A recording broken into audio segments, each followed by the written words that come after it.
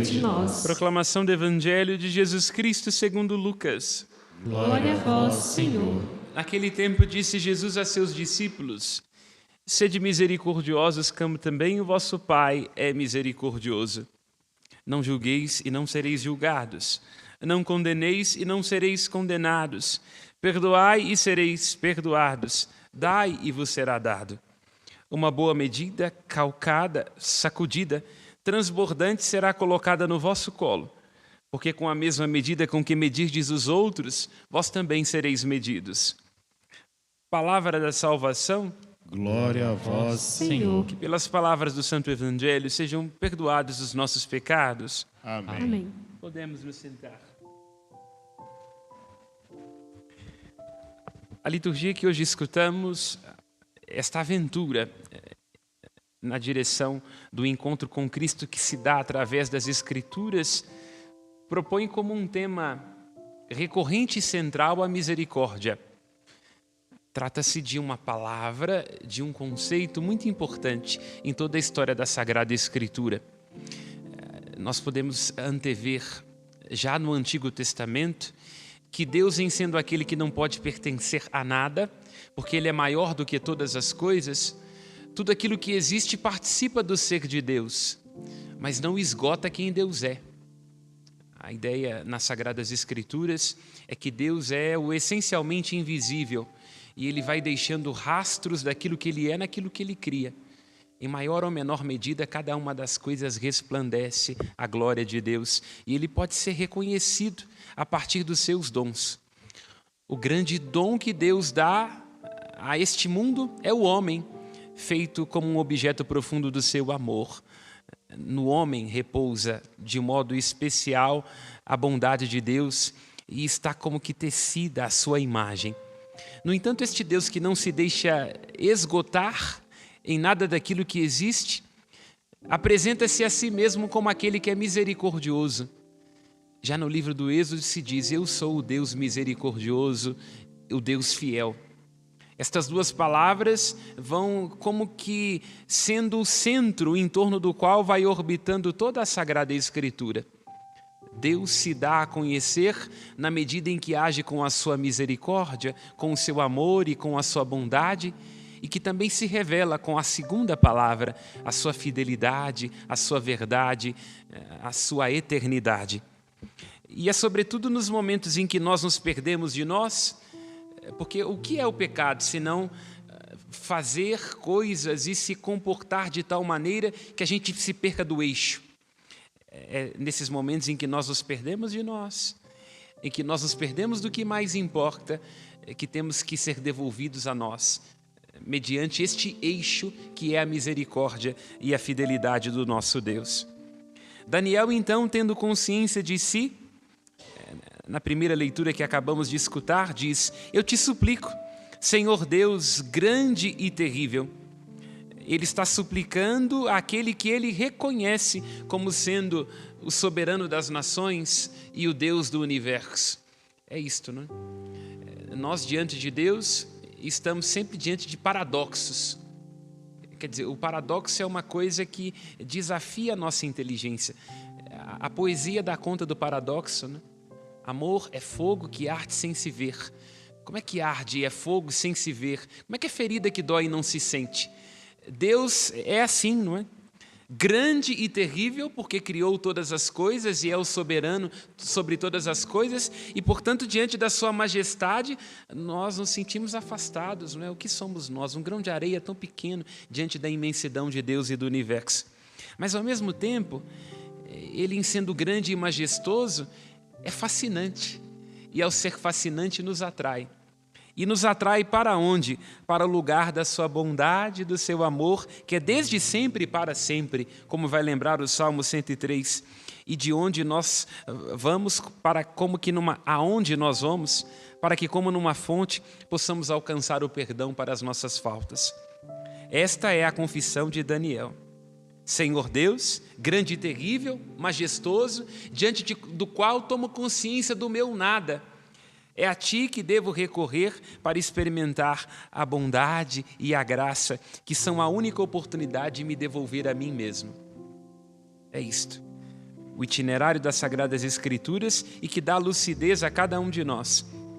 Nós estamos neste lugar autenticamente humano, da fragilidade, da angústia, da dor, da limitação e da decadência, todos nós, com mais ou menos cargo, mais dia, menos dia, sendo filho de fulano, ciclano ou beltrano, experimentaremos diante de nós a consciência da fragilidade, da limitação, da dor, da doença, da morte. Todos nós perecemos, porque é isto que cabe a nós.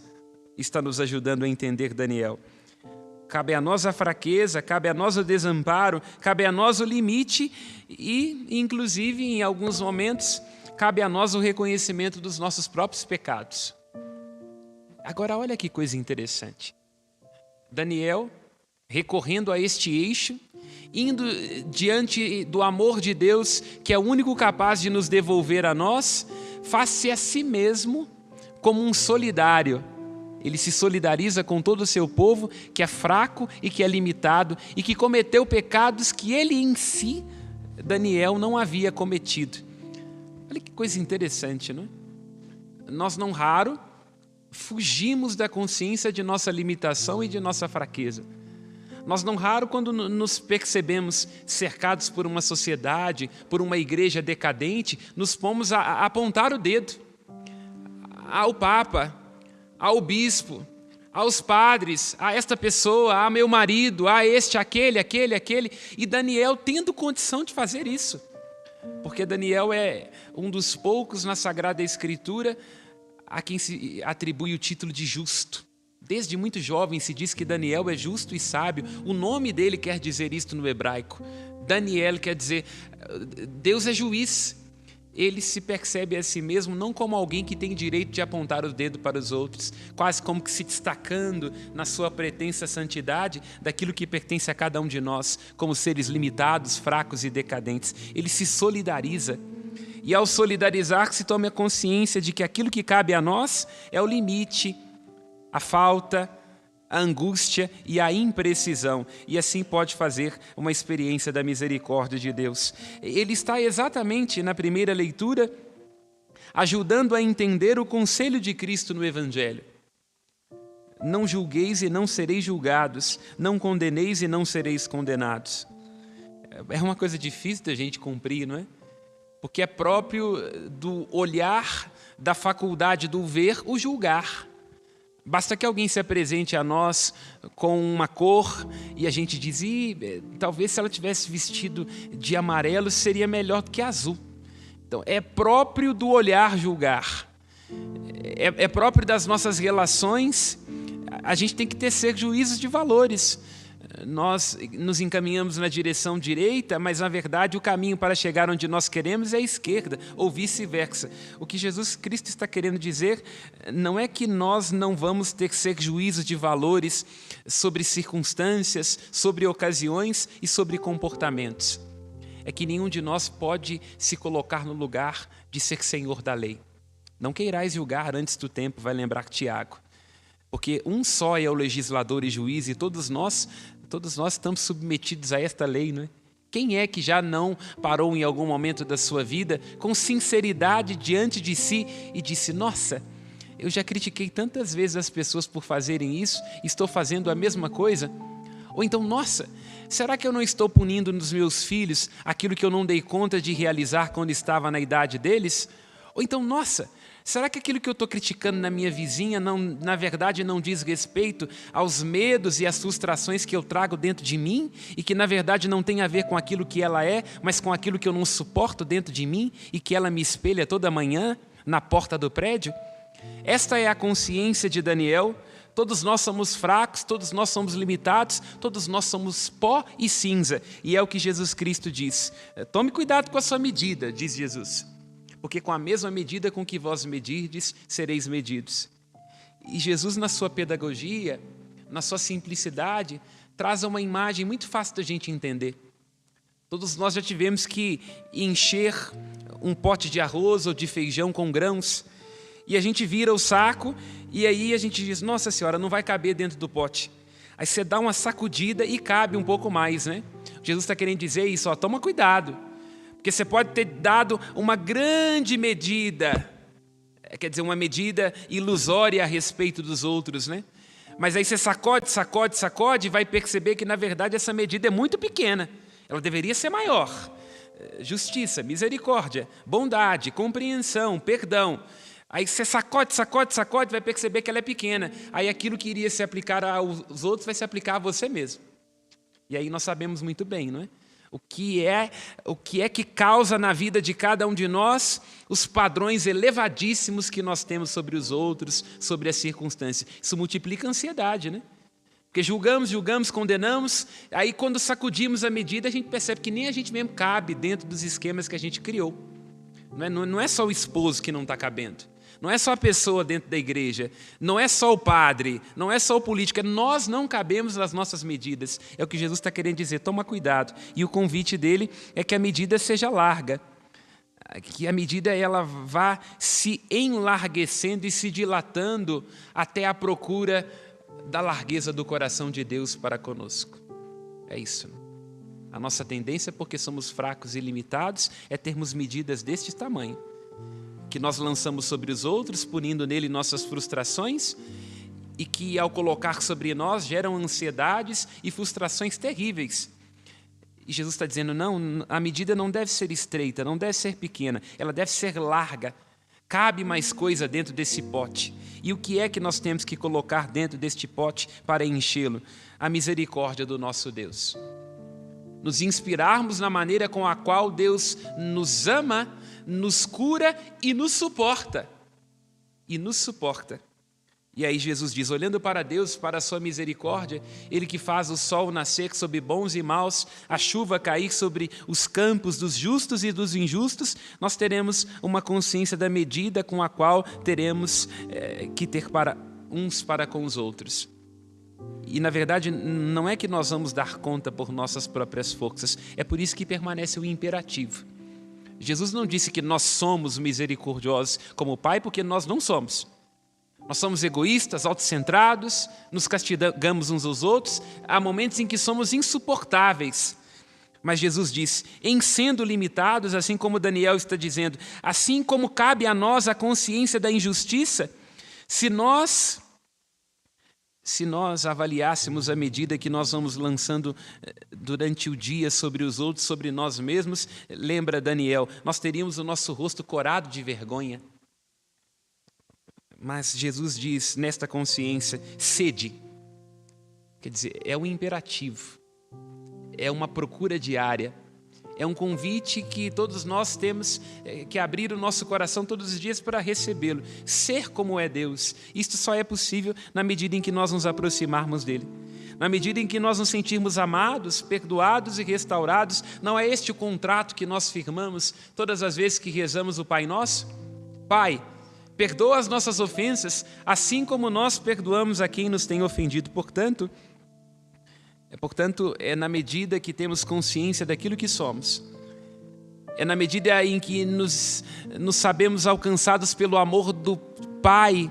Deus cuida de cada um de nós como um pai se compadece dos seus filhos, apesar de nós, é que nós seremos capazes de ser misericordiosos uns com os outros. Portanto, é preciso muita proximidade com Deus. Portanto, é preciso experiência de oração e de fé. E, portanto, é preciso consciência da própria fraqueza.